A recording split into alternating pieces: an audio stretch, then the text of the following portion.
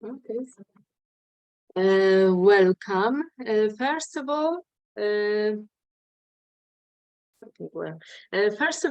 like to thank you very much for this opportunity to present my PhD topic about some Roman provincial coinage of Bithynia and Pontus during the reign of Trajan. Today I'd like to present some, I think so, general problematic issue in my topic, mostly focus on the chronology of such as coins, denomination, iconography, and counter marks, and in the end, some results of my queries in Northern Museum in Turkey. So first of all, I'd like introduce, wait, what's going on?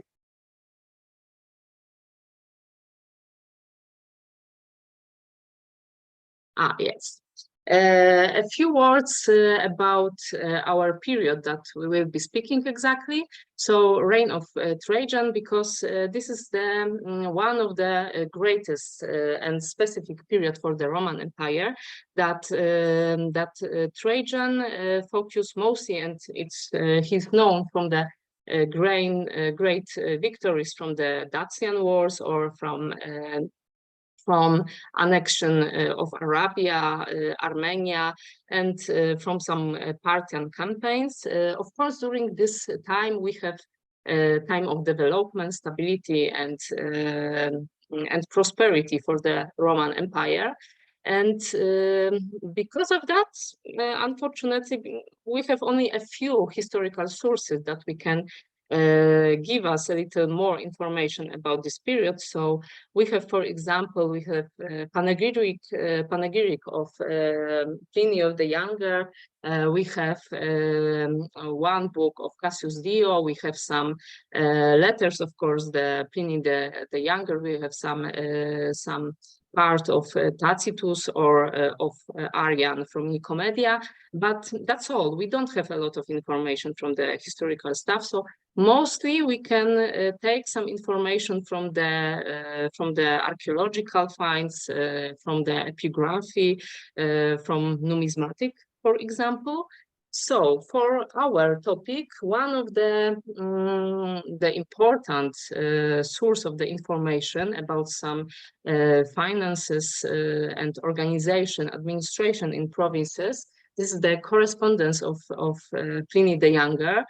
And mostly we have some information about some reconstruction, about some cost, but still we should take some carefully to give some information or construct some particular theories.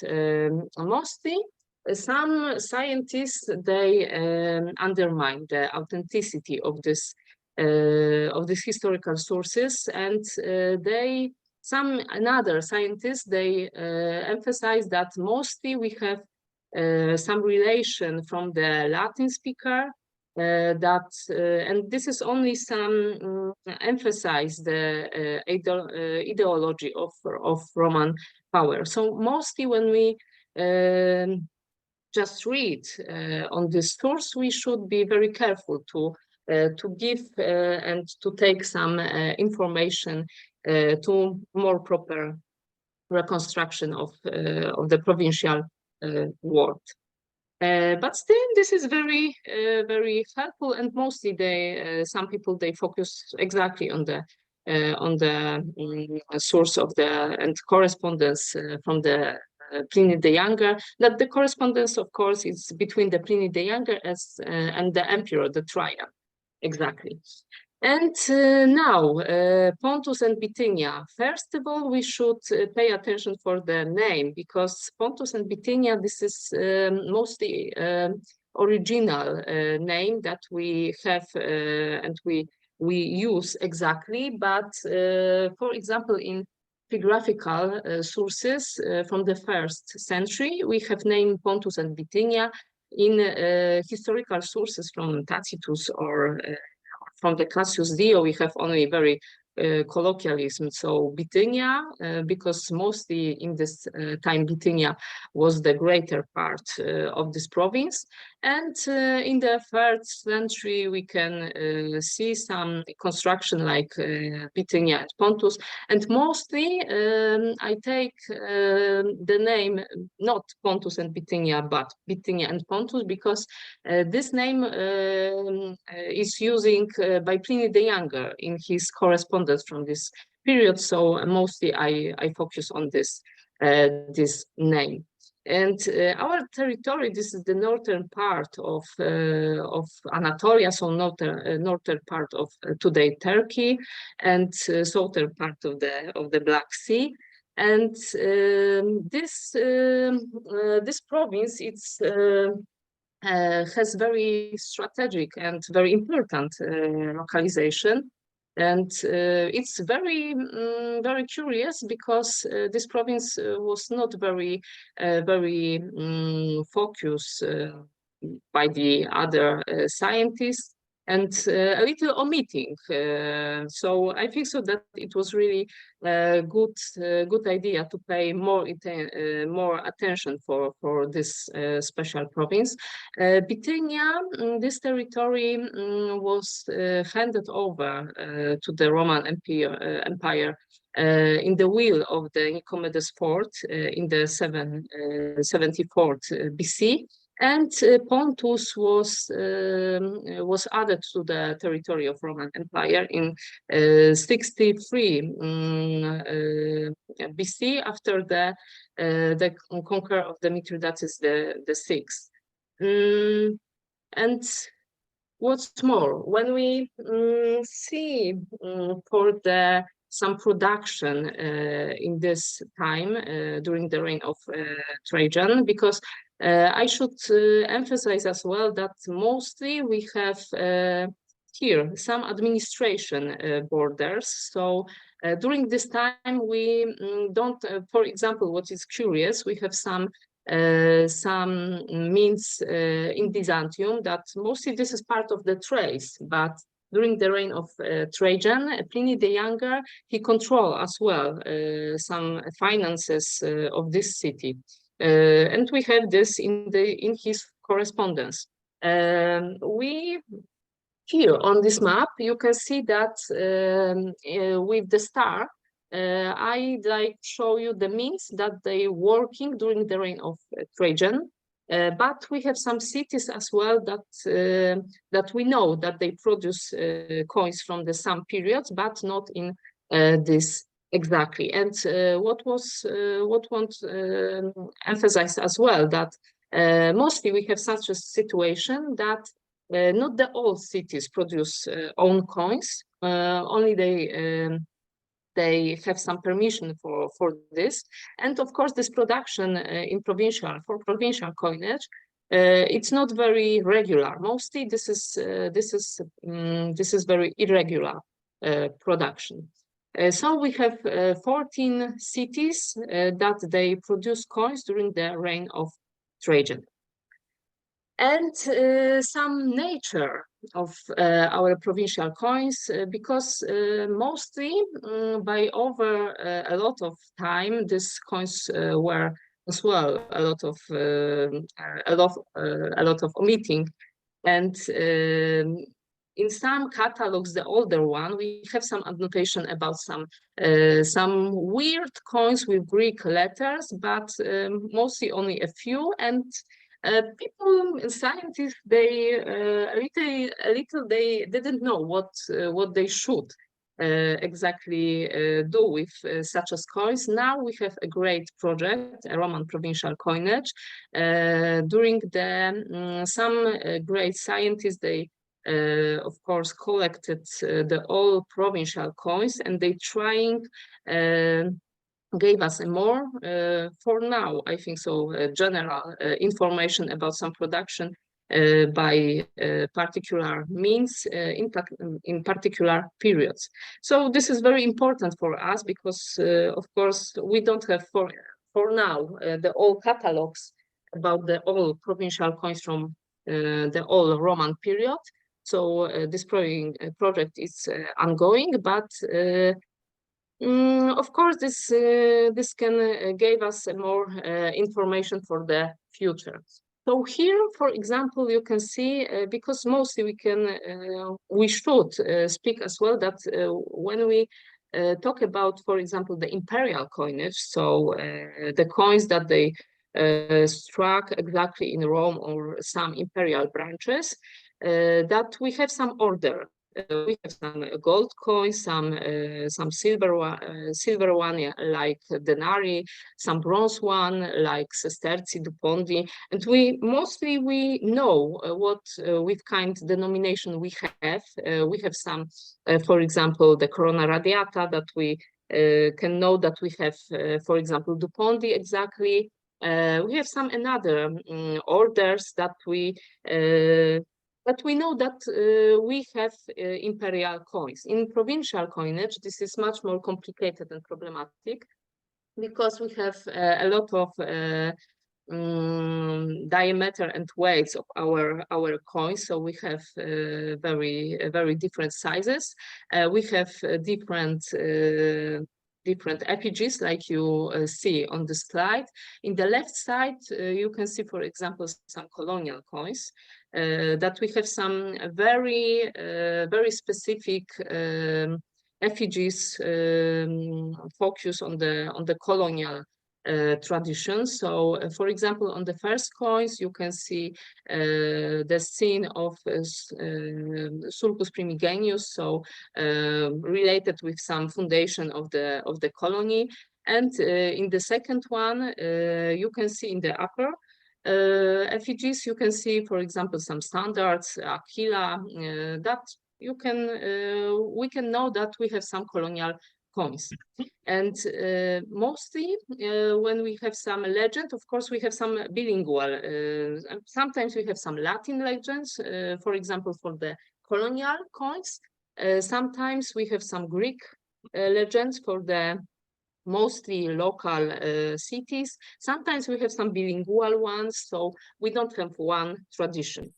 And for example, in the middle, you can see some pseudo-autonomous coins. So coins without some emperor effigies, some portrait of him or his member from family.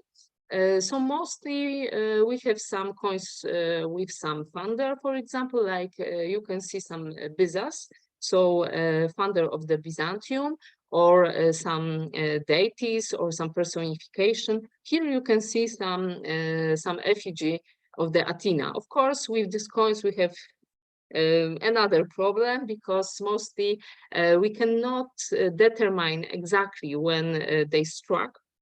So mostly they are related with some stylistical traditions, some compare that we can take and give more information about that. Maybe from this time, this particular coins they can struck. And of course, a lot of coins that, like you see in the right side, they have a lot of local and traditional effigies, of course, connected with some tradition and very, I think so, recognizable for the particular people in the past. So, for example, we have some legends, some tradition here in this one coin. In upper side, for example, you can see some legends and story about Hero and Leander. So coins with such as effigies we know from Abydos and Cestus, for example.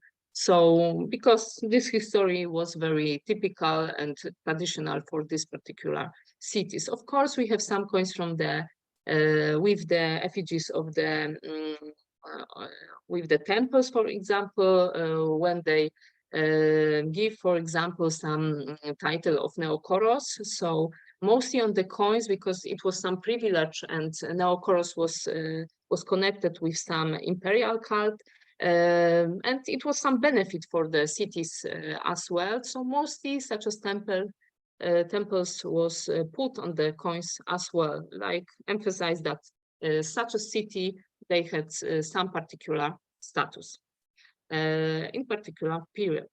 So I told you that some problem about provincial coins we have, for example, with chronology, because mostly we don't have some great dates for the all coins.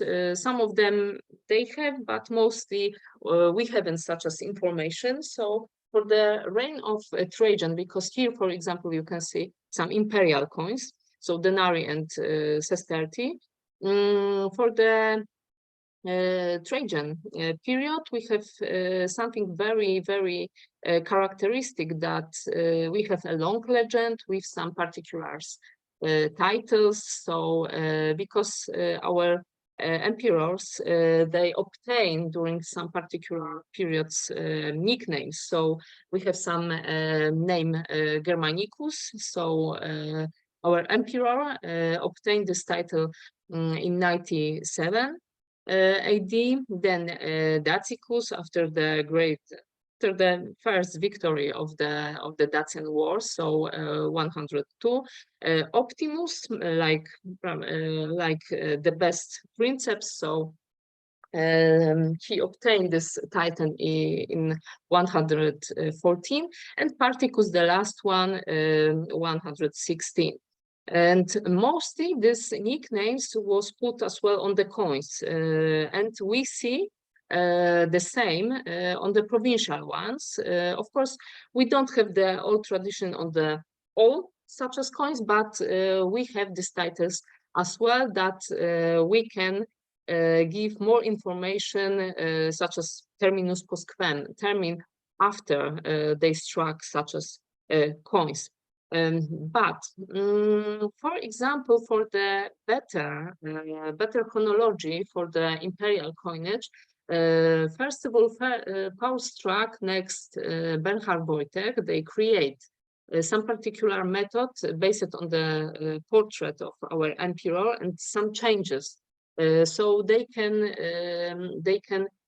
put some emission from the imperial coinage to the better period of production. And we have something like this for the imperial coinage. I'm trying in my PhD doing the same for the provincial ones. So but of course, because our coins are not very easy, so we cannot do this for the all coins, and we should be much more careful for such as datation. But still, this is some idea to give us more information about some better time for some production. So here, for example, I'd like show you how looks like, for example, some methodology of this portrait for particular periods that they distinguished by Bernhard Wojtek in his great work about some imperial coins of the Trajan. And because we have this period of Dacicus, so dated between 102 to 114, we have 4 phases. So mostly we have type A, type B, type C, and type D of this portrait that gave us perhaps the better chronology of our production. So if we can set about something more about our type A, so we have, for example, about some characteristic feathers. We have a slender face, a flat back of the head, and the sharp facial feather. Type B, it's very characteristic because it's by large, broad head and bust, convex back of the head, and clearly defined jaw. And type C. Type C, this is the mixture of the type A as well. Have a long neck and a convex back of the head. But this type C, it's much more idealized. And type D, this is the broad bust, a clearly marked nose and chin, and the convex back of the head. Of course, this characteristic feather is not very, sometimes it's not very characteristic for our provincial coins, but still I think so that we can see some particular feathers. You can see, for example, some mixture, how it looks like our provincial coins and this portrait exactly from the coins of Bithynia and Pontus. And sometimes you can see that we have some element that feathers, very typical, that we can give us, I think so, more information about some terminus post quem that such as coins they can be struck. Here, for example, because this is only some small sample of the all analysis, the coins with the title of Germanicus, so from the early period of reign of Trajan. So perhaps this is 35% of the all coins that we have from the Bithynia and Pontus for now. And mostly you can see that we have this very characteristic long neck. This effigy, it's not very idealized. The back of the head, it's very flat. So and of course, because our nickname, mostly it's on the coins as well. Another type, you can see the type C, so from 107, 109. So here, for example, you can see what kind of this portrait see in the imperial coins, and what is the some prototype, and it's very simple in my opinion to this, such as, for example, coins from the Prusa and Tuam. And because I should emphasize as well that perhaps because the long legend and these feathers, these coins, imperial one, they can be some prototype, they can be some model for our provincial one, and maybe in the future will be some greater analysis about this portrait. And because this type, this is mostly, we have coins from this period from 100 to 114, so with this title of Dacicus. So this is for the all coins we have, I think so, 48% such as coins. Here, for example, you can see that we have on the coins corona radiata. It was very typical element for the Dupondi of our imperial coins. But for the provincial ones, it was not very important feather, like in the imperial coinage for the denomination. Here, it was not very common because we have this element for the coins in variety, weight and diameter. But still, this is some information that these coins, they can be modeled on some imperial ones. And for example, Dupondi from the reign of Trajan, this is the period of 103, 107 that they were produced. So they can be modeled for our provincial coins from the Byzantium or Chalcedon, that they can be dated after 105 AD. The second problematic stuff that we have, this is the denomination. Mostly in the provincial coins, we don't have one rule about the denomination. Here, of course, because we have some general system, some metrological monetary system with some diameters and weights, but when we see more detail, that mostly these metrological parameters, they are variety, and we have all kind of weights and diameters, and it's not very easy. And of course, we have some information epigraphical from epigraphical sources about some monetary system, for example, from the Salutaris inscription from the 104. From the Ephesus, and for example, from Pergamum, we have some inscription from the reign of Hadrian, so the after the Trajan, that some of the products they can be buy in the bronze coins or some in the silver one. During the Trajan, we have mostly production and only production of the bronze coins in the Bithynia Pontus.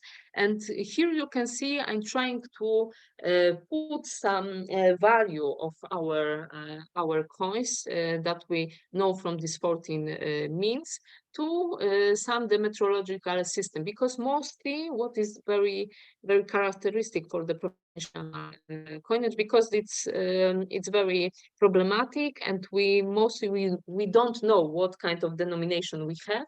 So we have only in catalogs some annotation about some diameter of such as coins without some name of denomination. We don't have some denomination as well on the provincial coins, with some exception. For example, here we have some denomination from Chios, but here some problematic issue is that we have pseudo-autonomous coins. So we don't have this imperial portrait of these coins, and unfortunately this chronology it's with here, for example, with question marks, because we are not sure that we have coins exactly from this period, because we don't have portrait of the Trajan or Hadrian, and mostly this attribution is according to some stylistical stuff. So, but like I said earlier, we have some names of the denomination of this coin. So we have names, for example, like Asarion, Obolos, Pre-Asaria.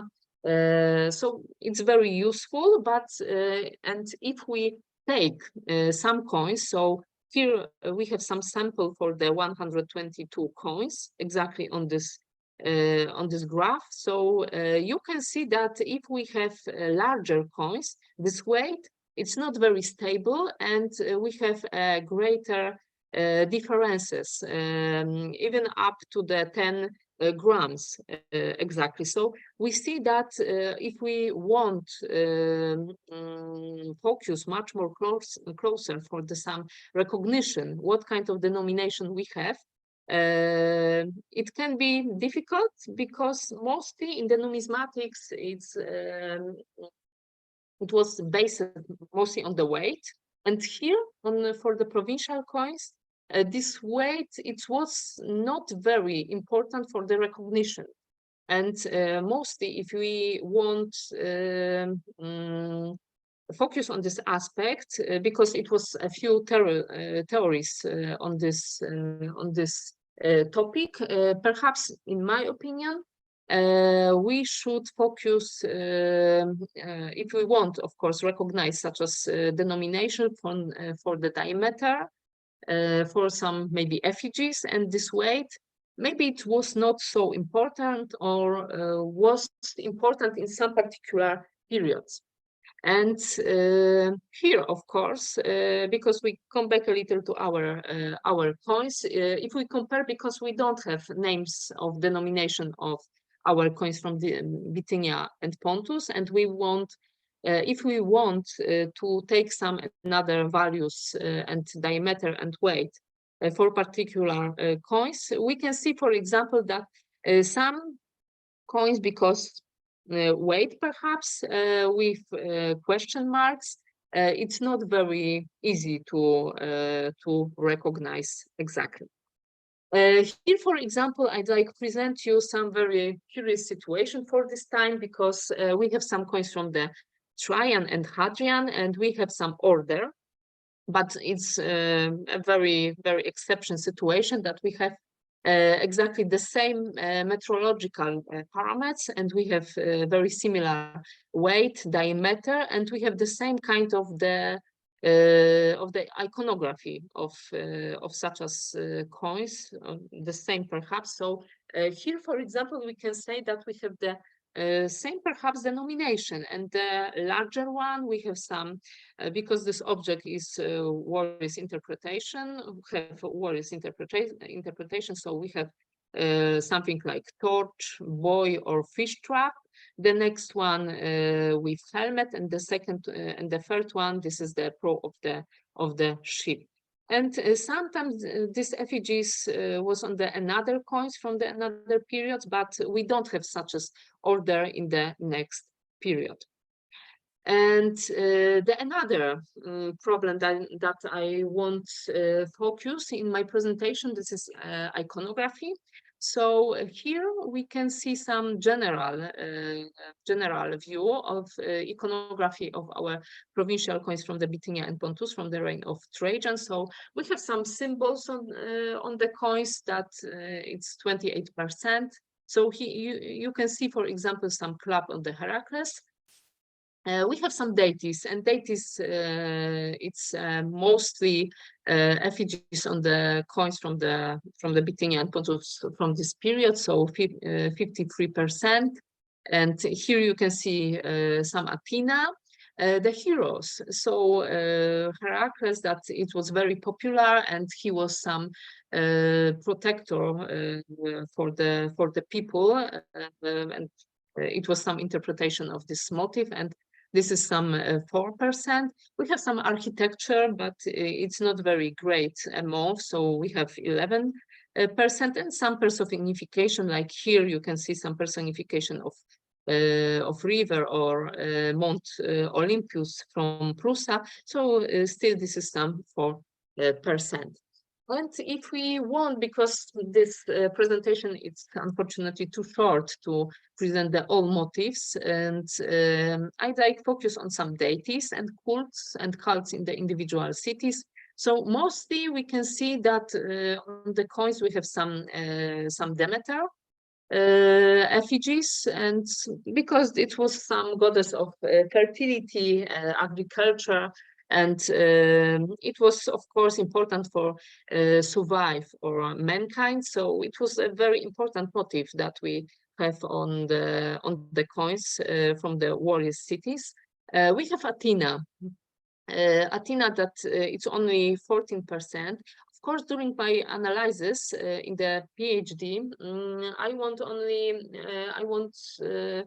not only focus on the numismatic, but see a little more. So, for example, for the epigraphical sources, some sculpture, terracotta, some another archaeological stuff that they can put us or gave us more information about some religion in this region, in this province exactly. And I want trying as well to see more for example, the general cult and some private one that was distinguished by shade, ando, or vale, so from the another religion concept. So Athena, for example, because the matter, it was some meaning, and we have some information from the epigraphical sources from Nicea or from Nicomedia, Athena or Ares, that you can see as well on the coins in the downstairs. Perhaps they have some much more general meanings, not very particular for the private cults. And they can be related with some army as well. And we know that because the strategic location, the army, they walking, of course, from the east to the center of Roman Empire. We have, of course, some effigies of Zeus. So mostly in some cities, it was some place, some temple that was focused on this particular god, that it was some protector as well of our people. And here, for example, Irene, so personification of peace, Roman pax, that was important because our cities, provincial ones, mostly they conquer about some benefits, about some status. So it was very important. That was Dio Chrysostomos as well, right, in his telling that this peace is very important for our cities, and mostly that we know that rivalities between Nicaea and Nicomedia, or Apamea and Prusa, and I think so that this is most important and most famous conflict between these provincial cities. So this Irene, perhaps it should be interpreted like emphasis of this peace in provincial cities. Here we have some much more specific effigies. So, for example, we have some Aphrodite Anadyomene, so emerging from the waves, and known from the Prusa. Prusa, it's close to the sea, but this is not a harbor city. So it's very curious because, of course, Aphrodite, they can be interpreted like a protector of the sailor, or a protector of the harbors. But I like said that our Prusa, it was close, but was not harbor city. So it's very, very interesting that they put such as effigy on these coins. But it should be emphasized that well that Prusa, they can put as well this effigy because on the coins they trying emphasize some wealthy and some fertility of this city and this region. Chalcedon. So today this is the part of the Istanbul, and Apollo. Apollo, it was very important for the city because it was some temple and oracle of the Apollo, and mostly his effigies was very characteristic for coins from this city. Zephyrus is very curious situation because mostly we don't know, looking for this particular figure, what kind of god we have. Of course, legend, it's Zephyrus Abonoteikos, but it can be related with some city neighbor of our Abonoteikos, a harbor, and in some literature, this is the description of the anchorage. This is the Zephyrus exactly of Abonoteikos, but what kind of figure or person that we have exactly on these coins, we don't know, because Zephyrus, it should be interpreted like a god of the wind, and mostly this is not kind of particular effigies like this. Here mostly because this thunderbolt, it can be interpreted like Zeus, but this effigy still it's not very common or very similar to the Zeus that we know exactly. So it's very curious, but still a little problematic and enigmatic what kind of person we have. Maybe we have some particular figure or sculpture that we know from the city, from this harbor in the Zephyrus, and it was some sign very recognizable for the particular people from this region, but we cannot be sure about that, or because our engraver, it's not very skillful person. Maybe it was some mistake of his creation. And the last one, Zeus Tergastes, so shiny or brighty, that it was very typical for the Tuum city. And we know exactly that we have something, this particular cult, because it's on the not only on the coins, but from the epigraphic sources, and as well from the terracottas or from weights. So we have a lot of sources that approve our cult in this city. And here, for example, we have very curious situation because we have a lot of coins with particular and very common effigies that we have, for example, effigies with of Spes, Ares, Demeter, or Irene. And these statues coins were produced exactly in a few cities in Bithynia and Pontus during the reign of Trajan. This is very curious because still we can trying, of course, search some assemblage theory of our major coin of this particular cities, or they trying to put the common currency in particular cities. Still, this is very curious problem. Here, if we want, for example, looking for some tradition of particular effigies, we can see that we have some earlier tradition known from the trace, perhaps, because some of our emperors, for example, Augustus, Domitianus, or Trajan as well, they want centralize much more our currency. That was a little impossible because the range of our Roman Empire. But for example, we have some tradition from the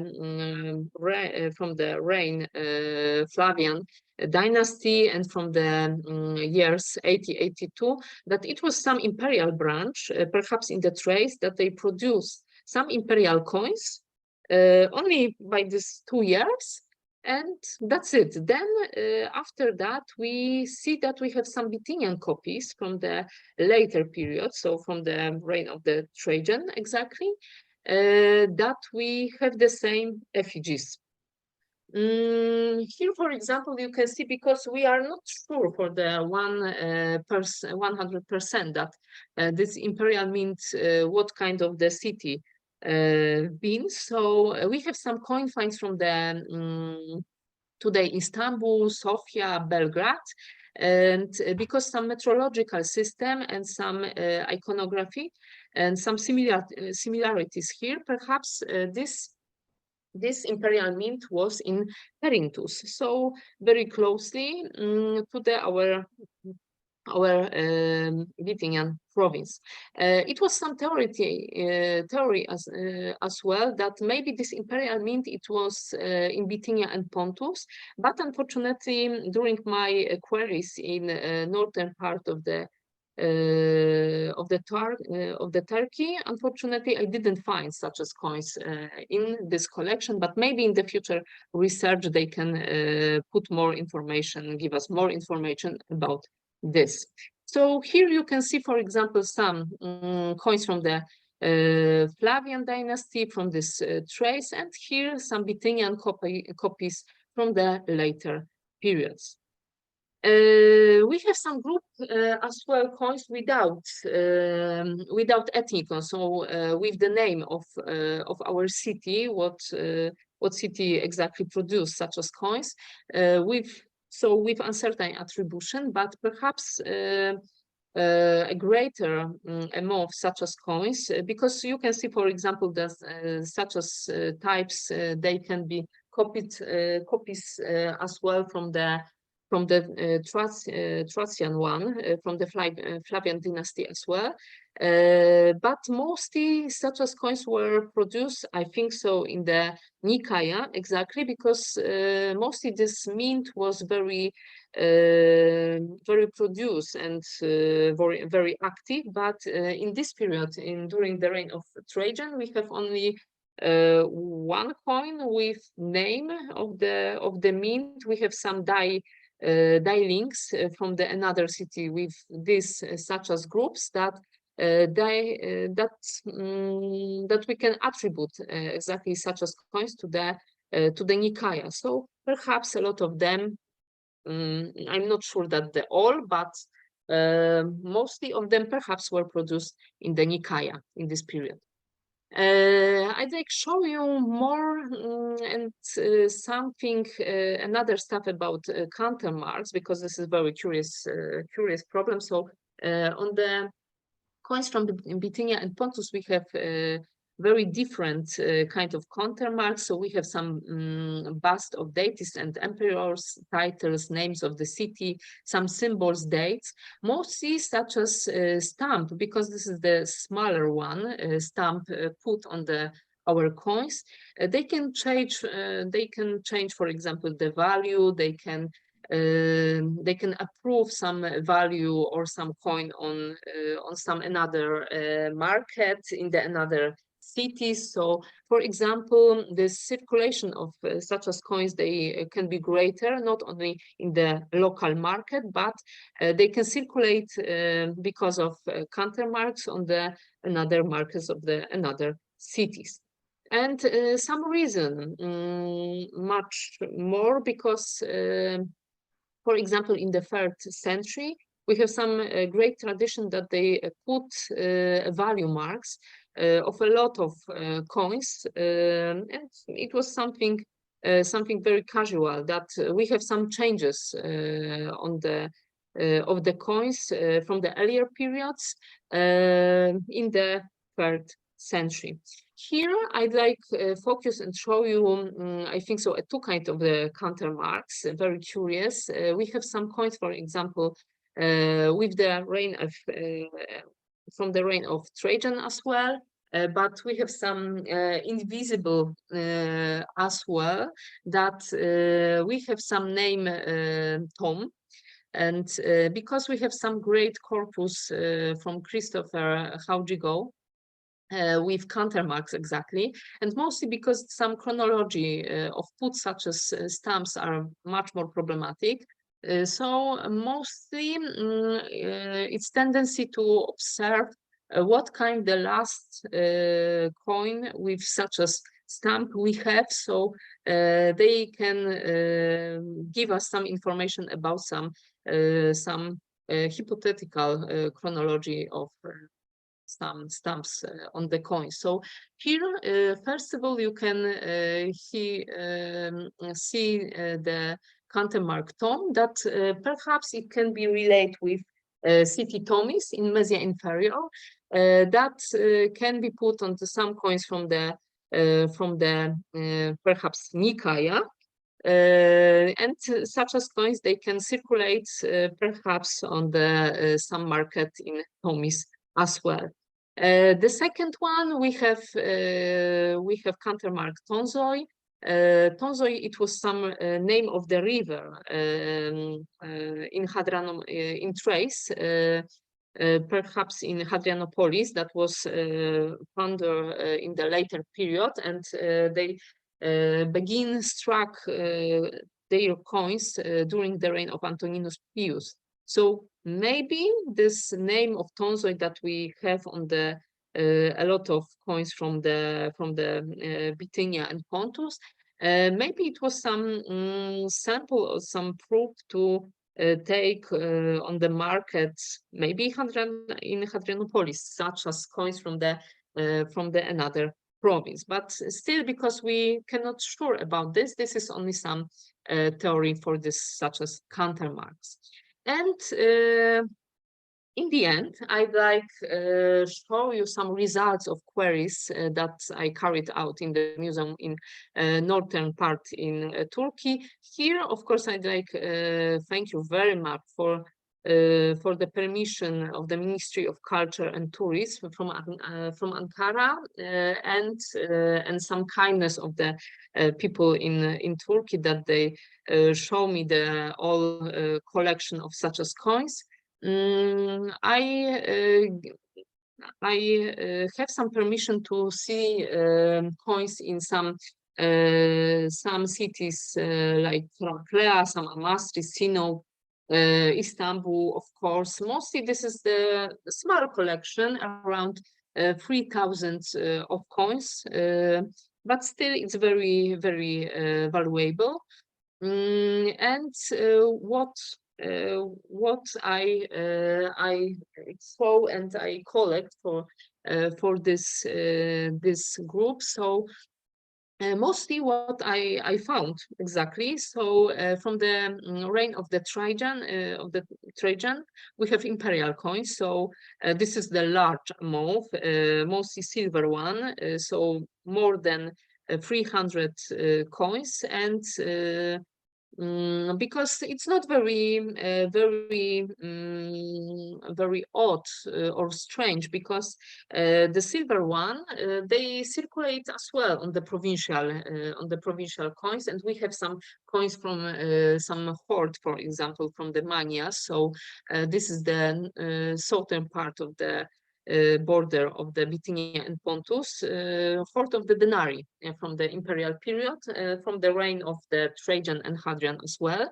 And mostly such as coins were some donation from the local people to some museum. So sometimes we don't have some information from what kind of the place we have, or if it was some coin finds from this territory. A small group, like you see, this is the provincial coins, unfortunately. So this is the less than 50 coins. And here we have some imperial coins with particular periods. So mostly this is the silver one. We have some small part of the gold aureae and the small part of the bronzes.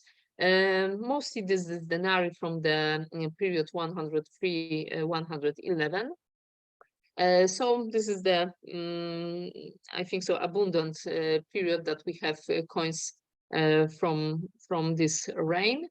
And what's more, I think so, interesting, so coins from the provincial ones. So mostly we have some coins in this collection from the Bithynia and Pontus. From warring cities. We have some coins as well from the neighbor territories. So it's not very strange, because of course coins from the another neighbor territories, they can circulate, of course, in particular cities. We have some coins from the Syria, Cyprus, Arabia, for example, that perhaps we should relate them with some comeback or some advancing our army to the east or from the east, and because of that we have such as kind of coins as well on territories in Bithynia and Pontus. So I'd like to present you some general stuff in my PhD project. Of course, it was only very small sample, because this project and this topic is very large. So if you have some question, I will be happy to answer for them. And for now, thank you very much for your attention.